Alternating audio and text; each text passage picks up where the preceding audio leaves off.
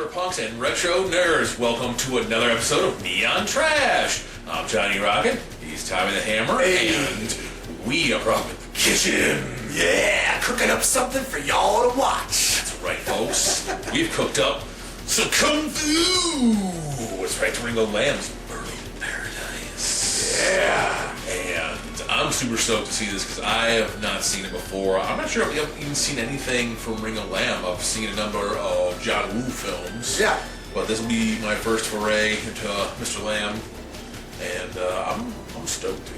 Yeah. It's been a minute since I've seen any kind of kung fu action of any kind. And, Agreed. It's time. You guys are about to check out that motherfucking trailer. That's right, y'all. Keep that shit. When we get back, you guys are gonna know our opinion on the motherfucking movie, Burning Paradise. Yeah.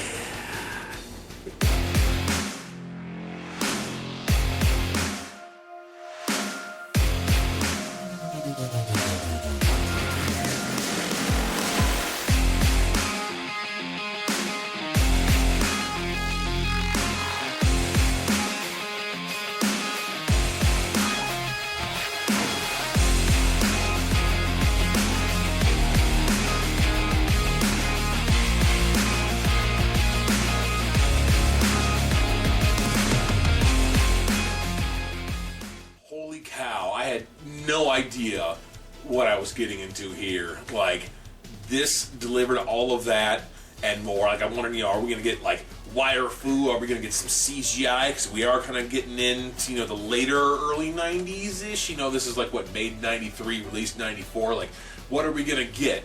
And we got, like, a little bit of everything, but blended together so well.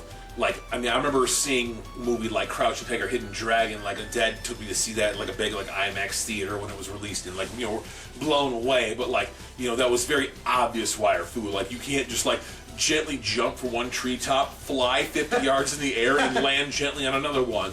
As cool as it is. It was freaking sweet, and you completely suspended your disbelief for a movie like that and enjoyed it thoroughly, of course.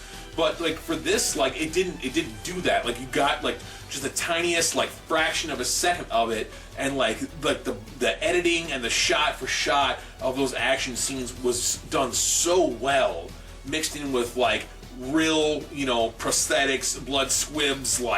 None of that part was CGI. That was all real, and these sets are real, and sure, you see some rubber spears waving around here and there, but I don't know, at least for me, I love that kind of stuff. I love catching those little things like that, Yeah. You're not really supposed to see that, but, I still like seeing that. That doesn't take it away from you. The first time you see, the protagonist's sword, you're that is just a hard piece of spray-painted foam, but you're fucking whatever, let's go. Let's go! The exploitative elements in this movie do not disappoint.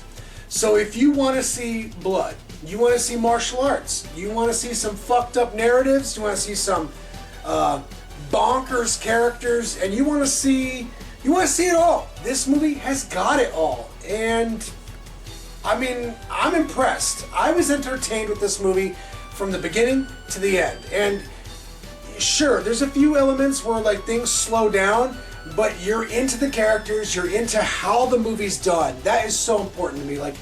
I feel like there's a lot of hang-ups sometimes with critics and movies where they focus too much on the narrative and not enough on whether or not it's being viscerally entertainment to you. This movie, touches on that narrative element to where you like the characters, you like the story, you like where it's going.